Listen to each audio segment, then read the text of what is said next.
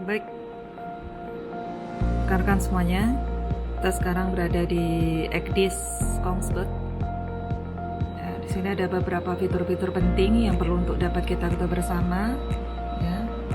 Dan ini adalah tampilan layout dari PBI Ekdis Kongsberg kita. Di sini ada position yang relate dengan GPS, kemudian heading dia relate dengan gyro, and then speed over ground dia relate dengan speed lock kapal kita, kemudian depth yang relate dengan echo sounder, kemudian di sini ada scale, ada template scale yang bisa kita gunakan untuk zoom in and zoom out.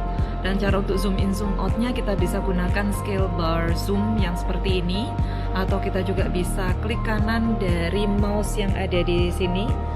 Ya, kita klik kanan, nanti dia akan muncul option zoom in or zoom out, depend on what is the area yang akan kita setting.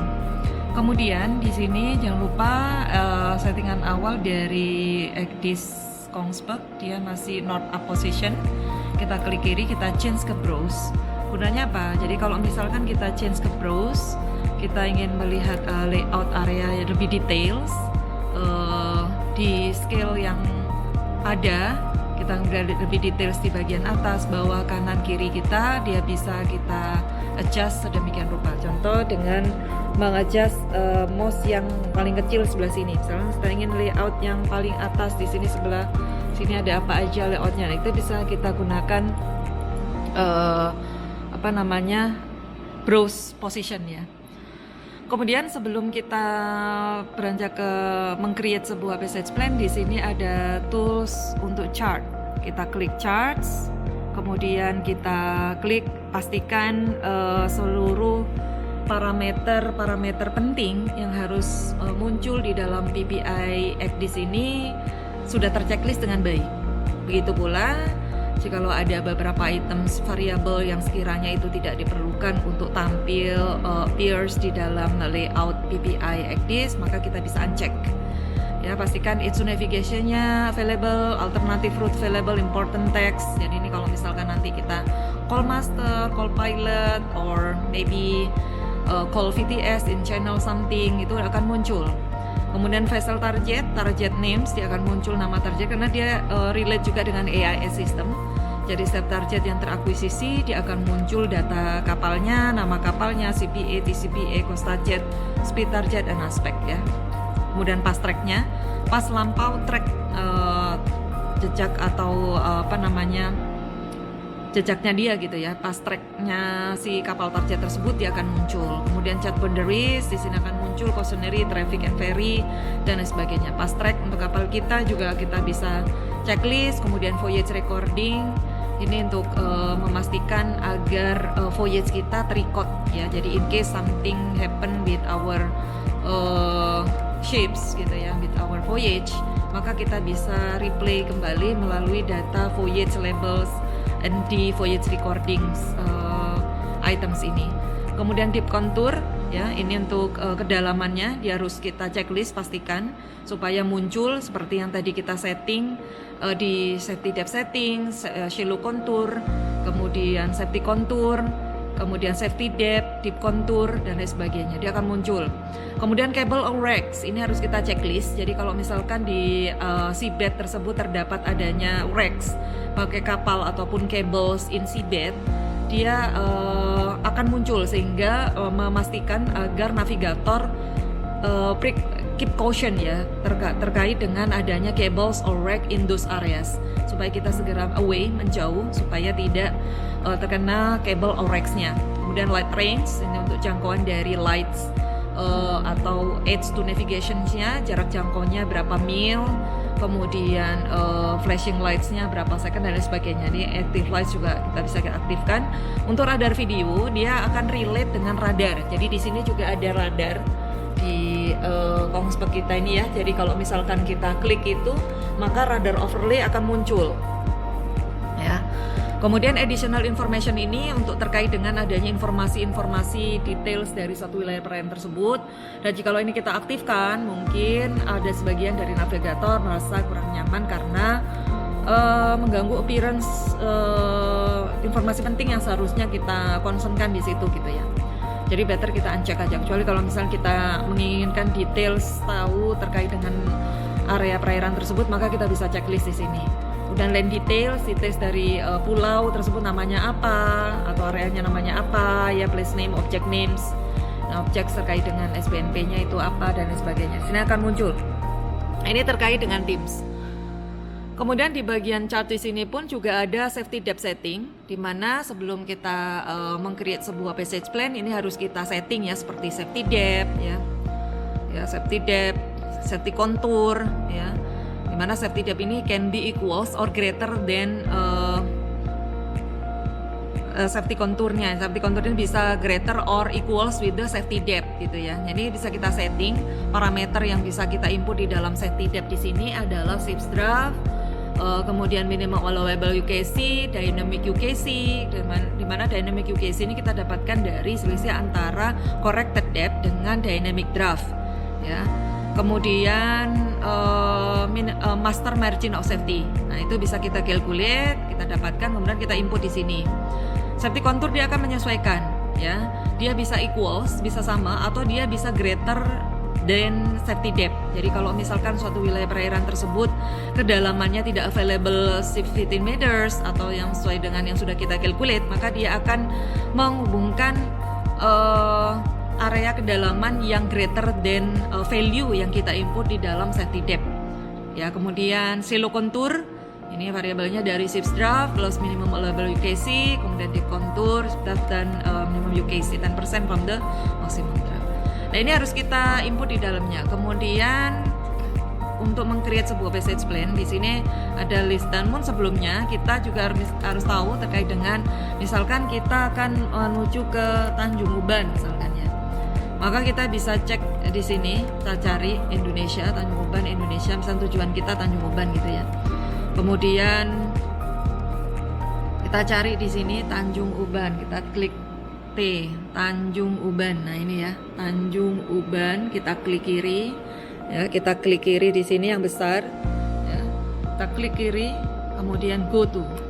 Nah, di sini sistemnya dia akan langsung menuju ke sini. Ya, dia akan menuju ke sini. Ya, jadi ini adalah Tanjung Ubannya. Ya, jadi itu cara untuk. Nah, ini saya jelasin terkait dengan grounding alarm setup ya. Jadi kalau ini kita aktifkan, nah ini kita bisa adjust mau vektornya berapa second, kemudian lebar dari cone, look ahead functionnya ini berapa degrees gitu ya, sebagai parameter kita untuk memonitor adanya shallow waters atau non-navigable waters areas di sekitar kapal kita. Misalkan kita mau lebih dari 30, maka kita bisa adjust di sini. Nanti di sini akan ke display. Dan di kapal kita on ship-nya di situ akan muncul cone dari look ahead function. Nah, itu fungsi dari grounding alarm setup. Jadi fungsinya ini hampir sama dengan guard zone ya, yang ada di radar. Namun kalau guard zone kan untuk mengakuisisi target. Jadi kalau ada target yang akan approaching dan touch line of the guard line-nya, dia akan terakuisisi secara otomatis gitu ya, dan akan muncul alarm gitu ya. Nah, kalau yang untuk grounding alarm setup atau grounding look ahead function ini fungsinya kalau misalkan cone dari line look ahead function ini menyentuh kontur shallow konturnya, maka akan muncul. Ya, nanti akan memunculkan info di sini. Jadi sini akan muncul grounding apa ya, shallow waters or something, how many meters about the depth, the shallow waters areasnya, ya warningsnya apa dan sebagainya, itu akan muncul. Nah, itu terkait dengan grounding alarm setup ya. Demikian. Nah, ini adalah area Tanjung Uban ya. Area Tanjung Ubannya, misalnya kita ada di sini. Nah, kemudian kita misalkan akan menuju ke Singapore Anchorage. Misalnya kita akan menuju ke Singapore Anchorage. Maka kita gunakan scale yang besar untuk memastikan kita akan anchor di area tersebut, dan kita akan melalui trek mana saja yang aman untuk kita lalui. Misalkan sini, oke, kita akan berlabuh di situ gitu ya. Oke.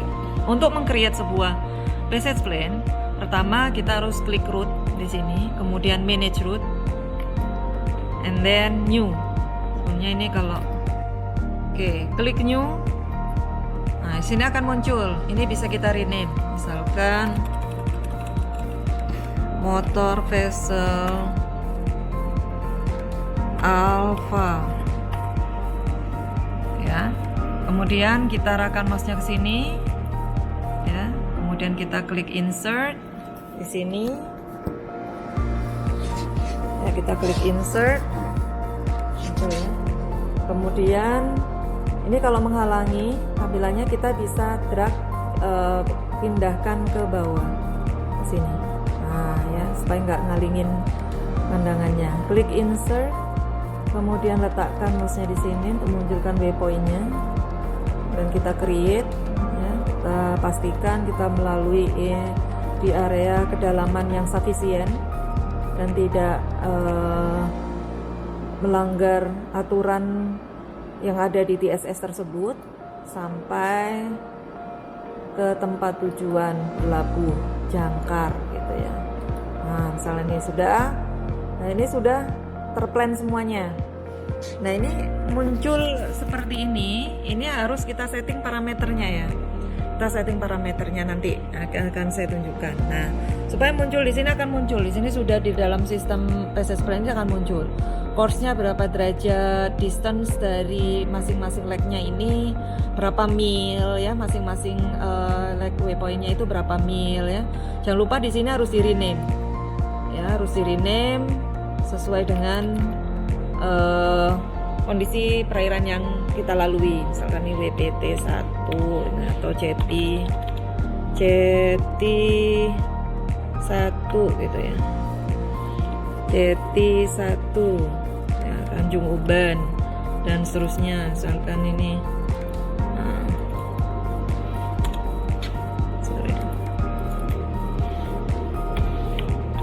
Jeti 1 ya. Yang kedua ini WPT 2 dan seterusnya ya, dan seterusnya. Nah, ini harus kita lengkapin. WPT 3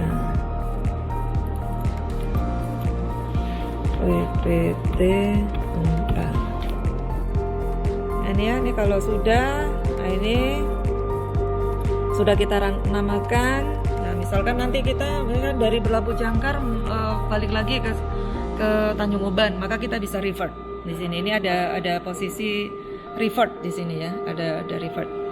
Nah, ini kalau udah semuanya kita cek kembali, select all, validate, ya.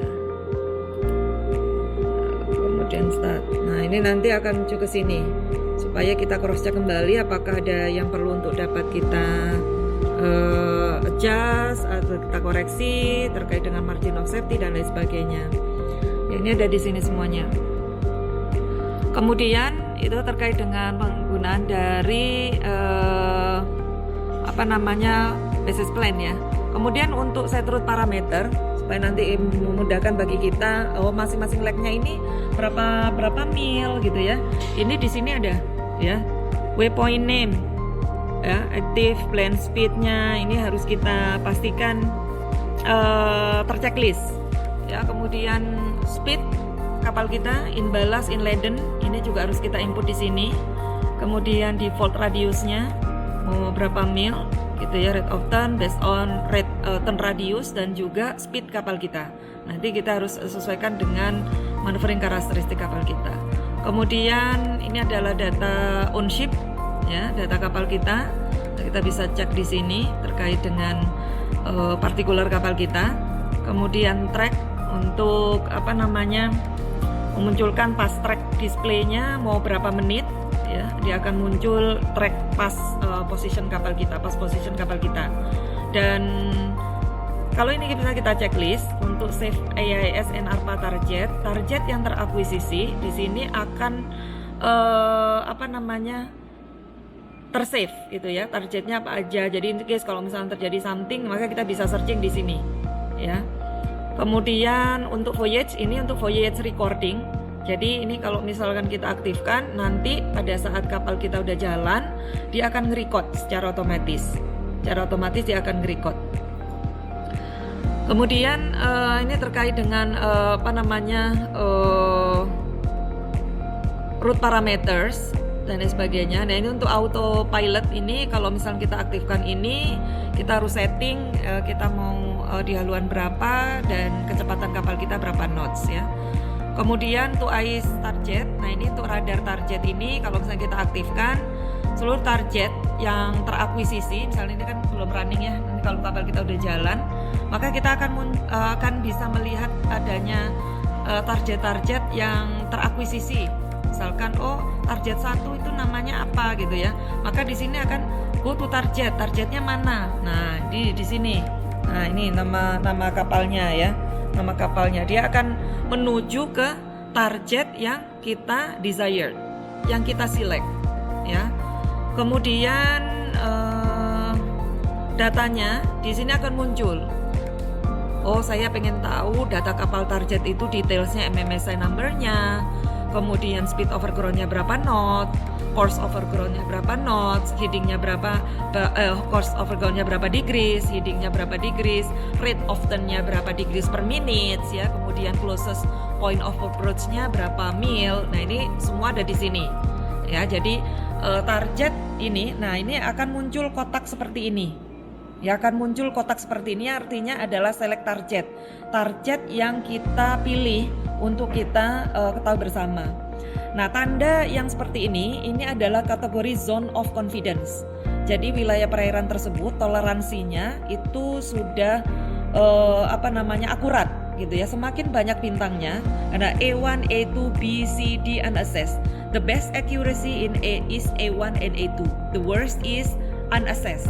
Nanti kalau ada muncul itu artinya unassessed. Maka area tersebut akurasi kedalamannya perlu untuk dapat kita koreksi bersama lagi ya, cross check lagi, jalankan echo soundernya dan lain sebagainya. Nah ini terkait dengan objek info ya, ice datas gitu ya yang ada di sini, dan kita bisa texting ya, kita bisa texting juga di situ ya.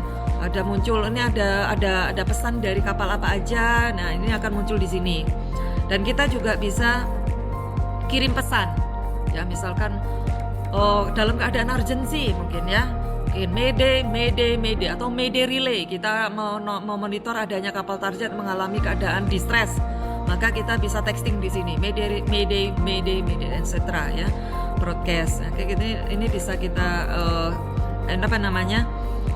texting di sini ya, kategori safety message atau text telegram dan sebagainya ya. Nanti akan terbroadcast ke opponent vessel dan otoritas pelabuhan setempat. Kemudian ini adalah unsip datas ya, unsip position ya, positionnya di sini, unsipnya ya.